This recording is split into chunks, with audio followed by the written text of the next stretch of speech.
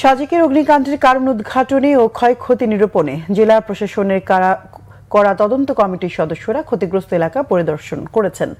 দুপুরে সাজেকের রুইলুই এলাকায় আগুনে পুড়ে যাওয়া এলাকা পরিদর্শনে তদন্ত টিমের নেতৃত্ব দেন কমিটির আহ্বায়ক স্থানীয় সরকার বিভাগের উপপরিচালক মোবারক হোসেন। এ সময় বাঘাইছড়ি উপজেলা নির্বাহী কর্মকর্তা শিরিন আক্তার সহ তদন্ত কমিটির অন্যান্য সদস্যরা উপস্থিত ছিলেন।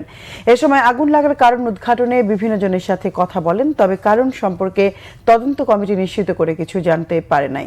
ধারণা করা হচ্ছে বৈদ্যুতিক শর্ট সার্কিট থেকে আগুন লাগতে পারে। এর আগে গতকাল বিকেলে তদন্ত কমিটির আহ্বায়ক রাঙ্গামাটির স্থানীয় সরকারের উপপরিচালক মোবারক হোসেনের নেতৃত্বে 5 সদস্যের তদন্ত কমিটি ঘটনাস্থলে পৌঁছায়। সোমবার ভয়াবহ আগুনে শতাধিক স্থাপনা পুড়ে 100 কোটি টাকার ক্ষয়ক্ষতি হয়।